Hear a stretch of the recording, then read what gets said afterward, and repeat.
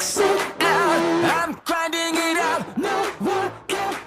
here on the ChicagolandSportsRadio.com, the Fight Report, and of course I want to introduce my next guest on the show, Iron Michael Chandler. He'll be calling us about his upcoming fight, Bellator 221, and training at Hard Knocks 365, and he takes on Patricio Pitbull in the main event this Saturday, Allstate Arena, Chicago, Illinois. And he recently regained the Bellator Lightweight title against Brent Primus at Bellator 212 last year. Three-time Bellator Lightweight Champion. And Michael, thank you for taking time to be on the show. How are you today? Absolutely. Thank you for having me. I'm doing wonderful, man. Just enjoying the beautiful city of Chicago. Excellent. Talk about fighting Pitbull. How much of an anticipated fight is this for you? And what about him in particular gets you up for it? Man, it's just it gets me excited because it's another opportunity to go out there and perform. You know, I've been fighting for almost 10 years now, and really relishing every single moment I get to train and be healthy and be involved in a sport that has afforded me a great life for my family and afforded me a great platform to be able to reach people. And this is exciting, man, because this is Patricio Pitbull is a dangerous, tough opponent. He's got over 30 fights. He's been a champion numerous times at Bellator. He and I have the most wins in Bellator history. We're in the record books as two of the best fighters in Bellator history. So it's time to go out there and put a stamp on this rivalry, put a stamp on the history books once and for all. And, you know, I know that Pitbull says he feels disrespected by you. Of course, you know, you've beaten his brother twice. Are you looking forward to not only beating him, but let all the social media trash talk, all of this, you know, personal stuff lay to rest? Yeah, of course. You know, that's part of the sport now. It's part of it's a part of the way we communicate, and it's a part of just how society interacts these days. So it's gonna be nice to just be done with this fight. It's gonna be nice to when his team peels him off the canvas. You know, maybe we can share a sportsmanship like handshake and hug, and we'll put this behind us, and I'll move on to bigger and better fights. For sure. And do you feel like any extra security will need to be provided? I heard something about that recently. Shoot, man, who knows? Right. He is a little bit unpredictable. I know he's at a different hotel than everybody else because he's not man enough or mature enough to play nice with other people. So he's got rivalries out there. He's got bad blood with numerous people. So I'm no anomaly here. I'm not the odd man out. He's got problems with a lot of people, and it's on the one hand I respect that because you know he's a tough opponent who goes out there and wants to shed blood, and I got to be on my P's and Q's on Saturday night, ready to go out there against the guy who wants to take my head off. And talk about your status. Some call you the greatest lightweight in Bellator history. And then when you lost the title to Brent Primus, in your mind, was that ever in doubt, or do you still feel like, you know, that was just a tough loss, you're going to go past it and get the title back?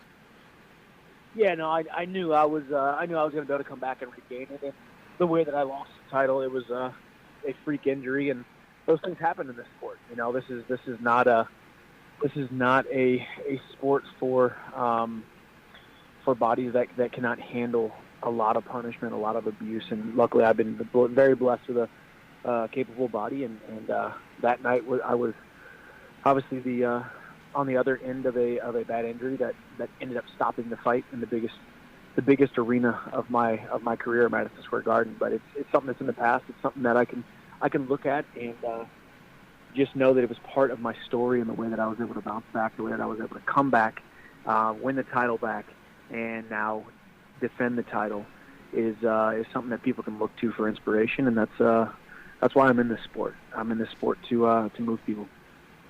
And Pitbull has been working with Henri Hoofd's team and coach Ariel Barson. Do you feel like the champ status has gone to his head, being around him at all? You know, I don't know. I mean, it's one thing to go for a belt. It's another thing to go for a belt up a weight class against a guy who's better than him in every area. And I truly believe that I'm better than Patricio Pitbull in every single area that this fight can go. I'm the younger guy when it comes to fights. You know, I didn't start fighting until I was 22. He started fighting when he was, back in the streets of Brazil, and he's got a lot of miles on his head and on his chin, and it's showing in his fights. And I'm still young, still very hungry, still very well and able-bodied to be able to go out there and be the bigger man in a lot of ways that night. When your contract was up, talk about how Bellator was able to take care of you and your family. I know there were some other offers around, but talk about, getting the opportunity to come back to Bellator MMA, where people see you as one of the many faces of Bellator, or one of the few faces, rather, of Bellator.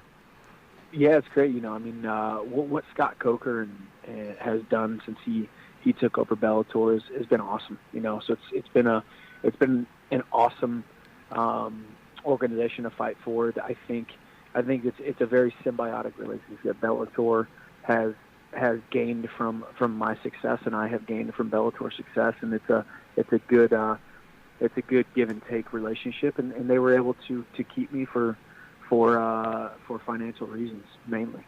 That's why I'm in this sport. I think when you first get into this sport, you want to be the best, and you want to be the number one guy in the world, and I still want to be that, and I still want to continue to strive towards that, and I arguably am the best lightweight in the world, but I also need to take care of my family. I have mouths to feed, and I made a promise to my wife to love and cherish and take care of her the rest of my life, and I made a promise to my newly adopted son the day that I picked him up from South Garland High School that I was going to take care of him and protect him and provide for him till I breathe my last breath. So that's what I am fighting for. That's what I am doing, and that's why May 11th I will continue this quest to be the best lightweight I can possibly be.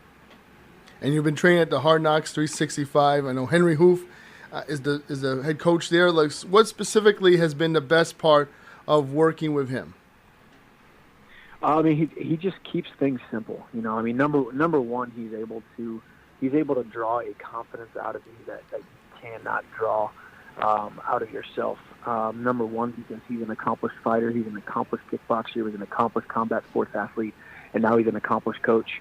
And his system is it's simple. It's so simple that it's effective. And his approach to the game and his willingness to love on and believe in and take care of his fighters as well as push them in the right directions is what sets him apart. And I've been training with that team now for a couple of years, and I've seen my game grow leaps and bounds, and I'm excited to continue this journey. Yeah, excellent. And obviously one of the tough gyms, you have a lot of tough training partners as well, correct? Yeah. No, that's what this sport is about, And I got asked the other day about moving around and bouncing around gyms, and I started in Vegas and then ended up in Arizona and San Diego and now Florida.